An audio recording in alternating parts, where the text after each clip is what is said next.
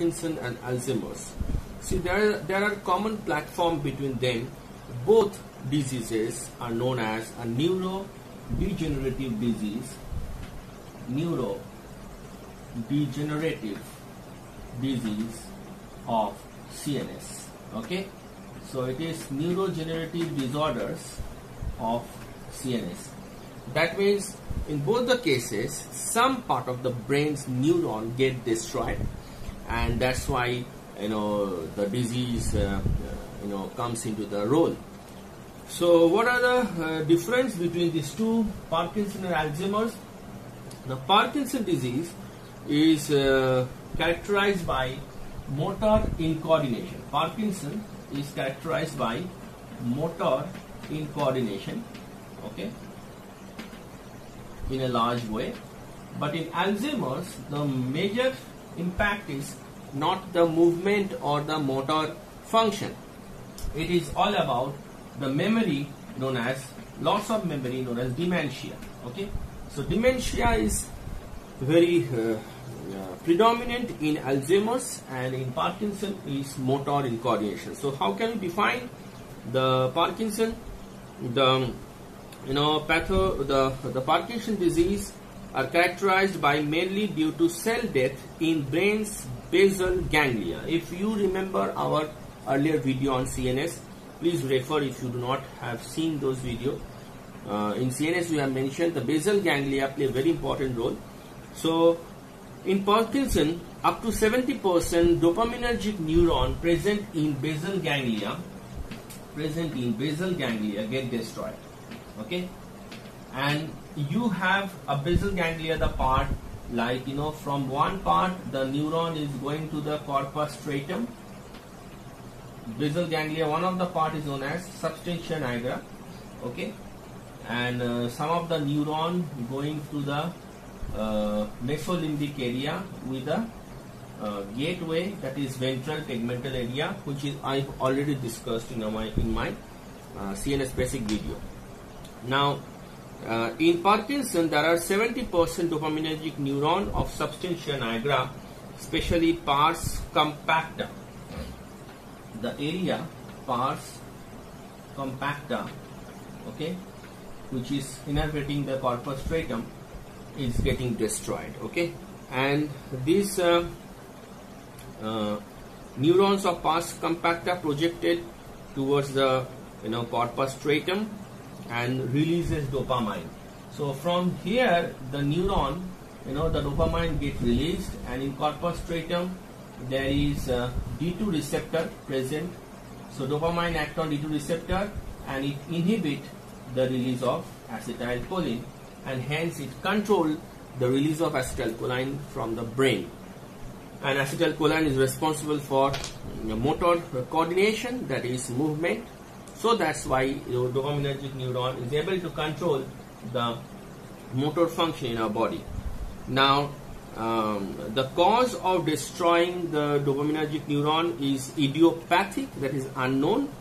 Sometimes it is genetics. Okay, then sometimes the brain disease like encephalitis, okay, can be one of the reasons. But most common reason when any person take heroin, okay, heroin sometimes mixed with the toxic substance MPTP, which get metabolized into MPP plus with the help of MAO-B enzyme, okay, monoamino oxidase enzyme, and this MPP plus serve as neurotoxin.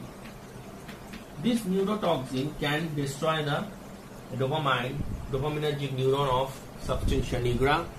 And what happened after that? Dopamine cannot act on D2, so acetylcholine release will be continuous and uncontrolled, and as a result you have a lot of symptoms like tremor, rigidity, hypokinesia.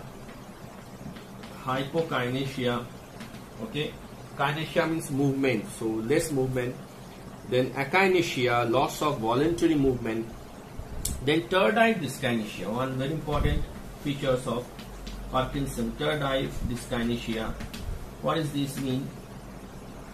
It is involuntary repetitive body movement, okay, especially sticking out of tongue in one particular place.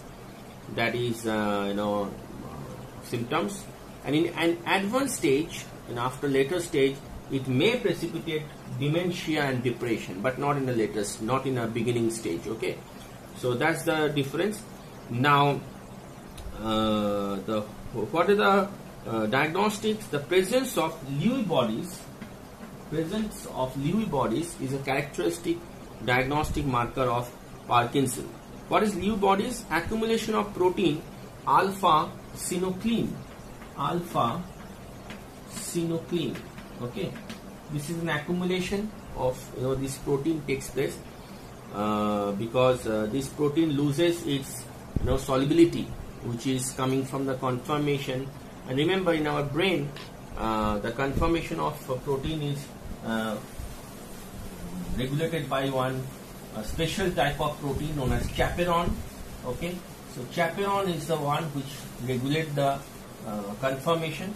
So loss of chaperone activity can be responsible for this loss of solubilities of alpha-synuclein protein, and as a result you get a Lewy bodies. Okay, now accompanied by loss of astrocytes, you will get a loss of astrocytes, which is nothing but star-shaped glial cells. Okay, and you can find there is an increased number in microglia, okay, in substantia nigra. So these are the these are the things play a very important fact of diagnosis of Parkinson.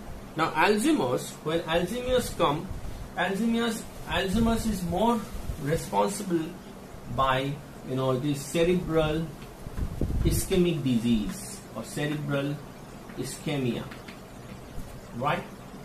So Parkinson, Alzheimer's more governed by cerebral ischemia. Whenever there is a lack of oxygen supply in the brain, so as you know, there is the harmful free radical, hydroxy free radical, always generate in our body.